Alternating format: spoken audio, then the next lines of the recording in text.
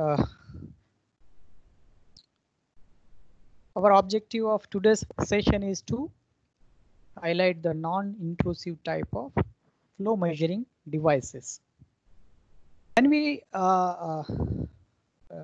deal with non-intrusive type of devices, we have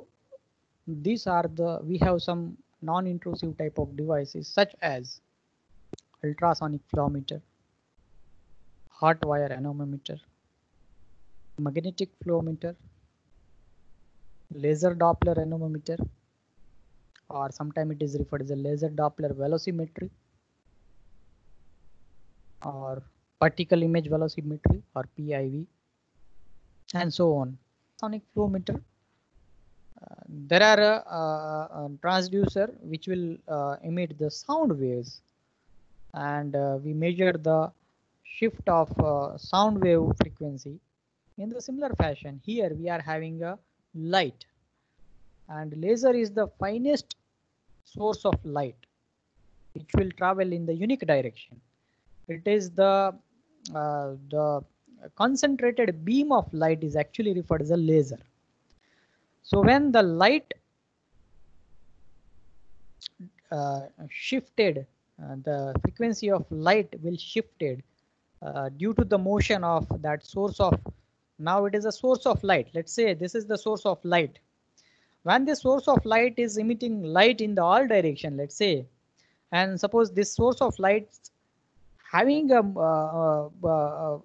motion in this direction, then there is a frequency shift called as a blue shift and red shift. In your physics, probably you are having this electromagnetic spectrum, that light having red to blue spectrum, which will contain different wavelengths according to that frequency.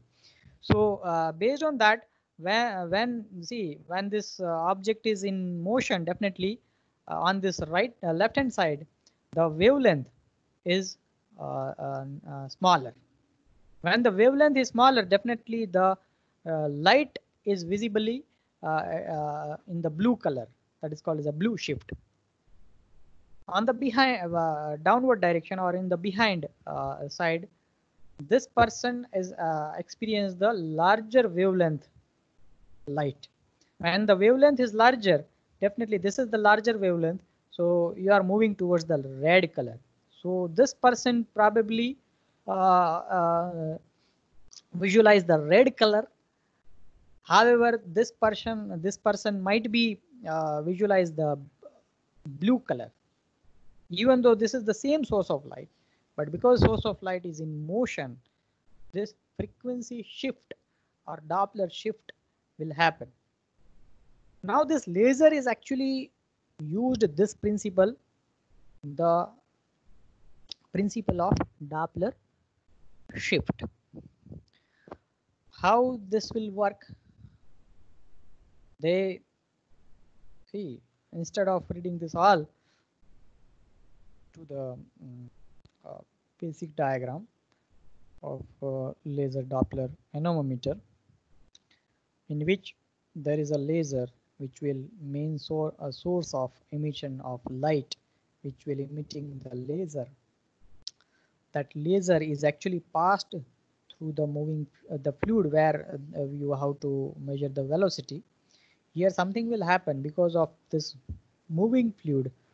The laser light experience the shift, which is called as a Doppler shift. You look this bottom diagram.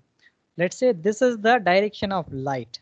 This is A is the direction of light with some known frequency and known wavelength F. Now when it is comes into contact with moving fluid, let's say this capital V is the direction of moving fluid. Because of this direction, this light will actually deviated from their path. That is called as a scattered light. This is the scattered light. In the scattered light, the frequency will change. Initially it is having a frequency of F. Now this scattered light when it is measured with the help of photodetector. This photodetector collect this scattered light and measured the frequency of scattered light. With the help of that photodetector, we can able to find out what is the Doppler frequency or frequency Doppler shift. This is FD, Doppler shift or frequency change when that light is comes into contact with the moving fluid. If this fluid is not in motion, definitely this light is absolutely having a same frequency. It will move in the horizontal direction. But because of it will comes into contact with this moving fluid, because of some scattered fringing effect, it is called as a fringing effect, the Doppler shift is recorded by photodetector. Now there is a correlation established for the Doppler shift. This Doppler shift is actually mathematically given by 2 into velocity. Velocity is this capital V is the velocity of fluid that we need to find out. This is lambda. This is the wavelength. This is because we are using the laser, so it is the concentrated light refrain uniform wavelength. Even with the that's why we are not using normal light. Instead of normal light, here we are using laser beam, which will have a uniform wavelength everywhere. So that wavelength initially we through the source itself we can find out the values of that wavelength. Cos beta. This beta is the angle between this flow direction and angle bisector. Now what is the angle bisector? This angle bisector is actually angle between this beta, the angle between the velocity vector and the bisector of ABC.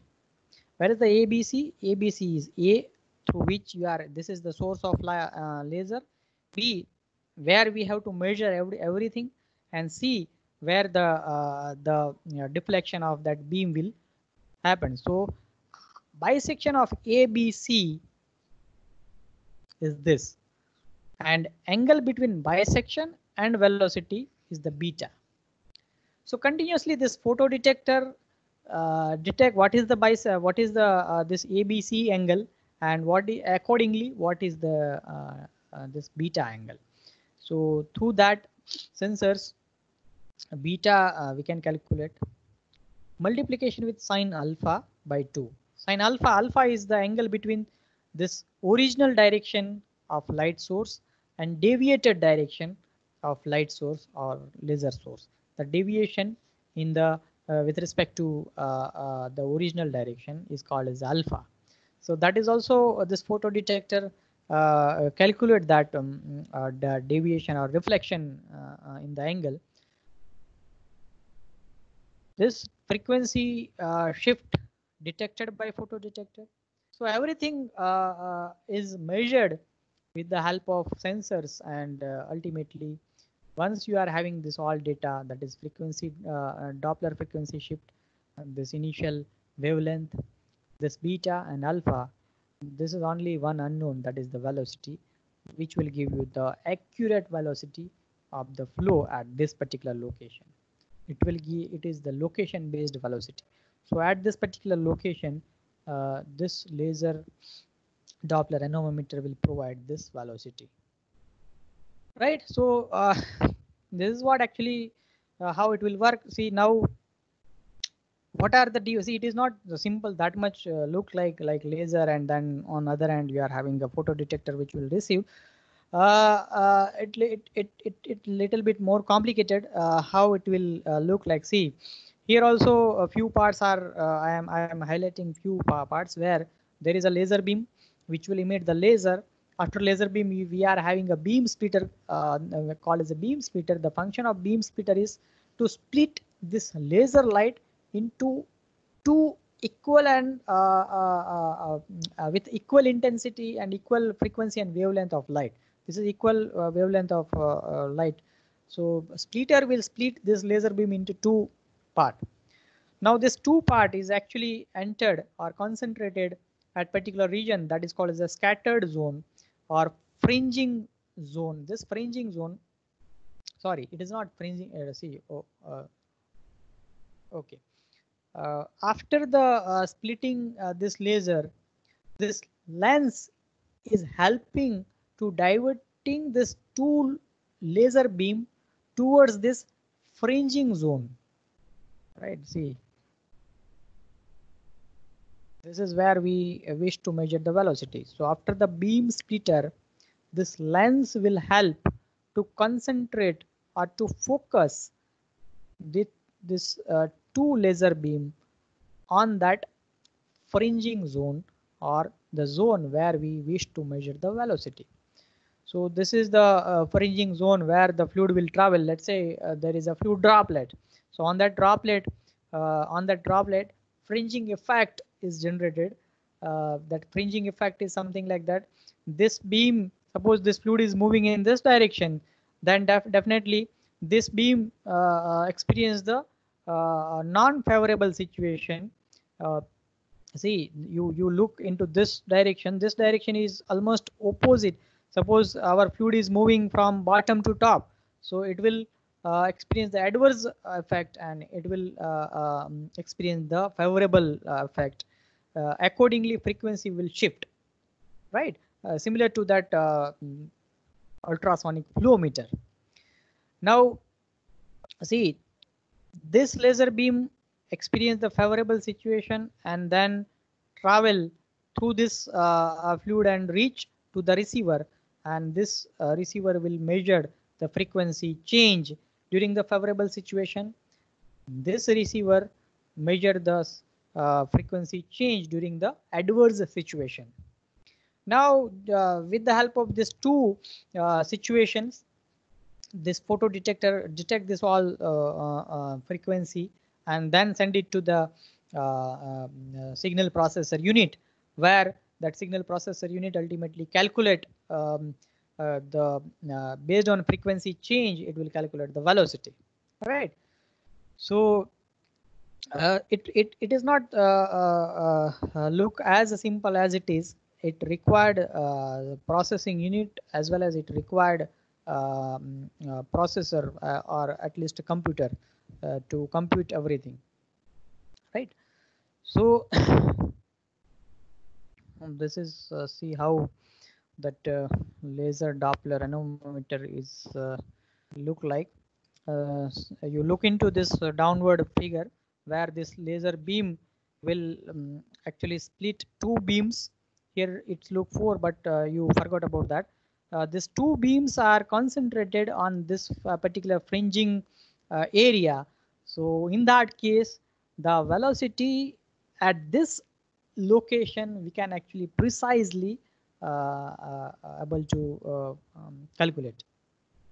Now if you wish to calculate velocity magnitude at some another point, then you have to arrange your beam splitter and this lens such that at that location this beam will be concentrated. So at a different location you will have you are able to find out precise velocity with the help of this laser Doppler anemometer. Even where through some different approaches, if it is not able to see this is the total area where this laser Doppler anemometer will use, like where high accuracy is needed, where you wish to analyze the aerodynamics behavior, aerodynamics flow behavior over the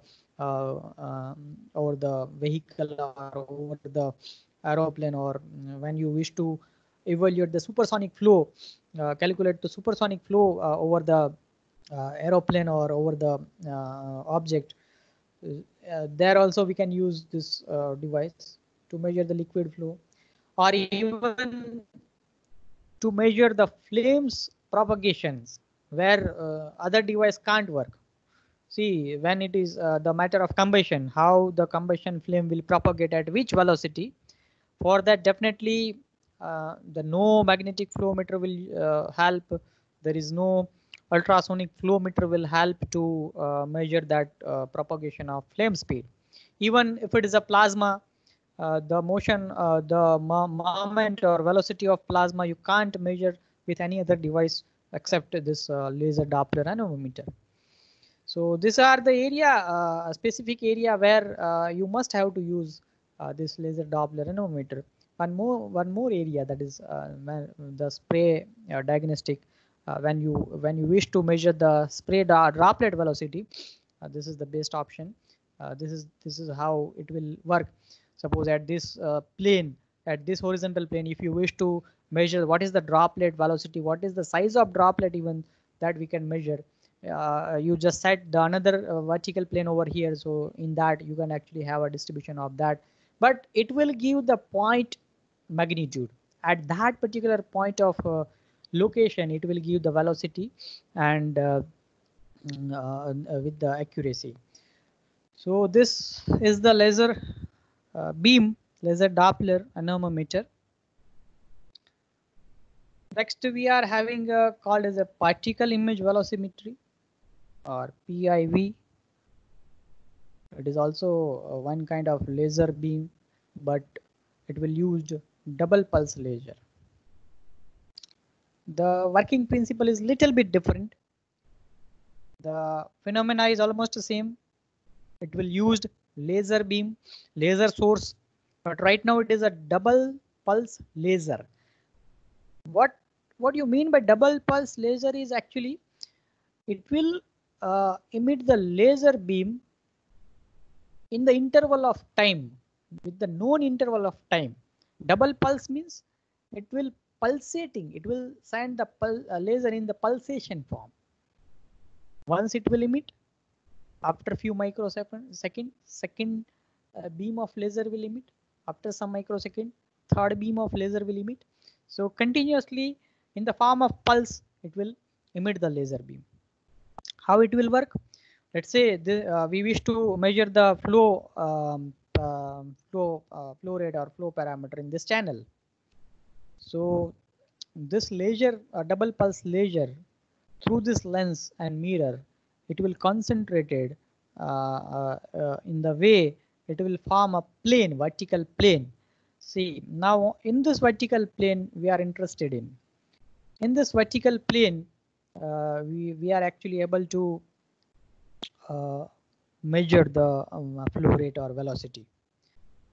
Now there is a one prior condition when we use this particle image velocimetry. Particle itself suggests this fluid consists some trace particle.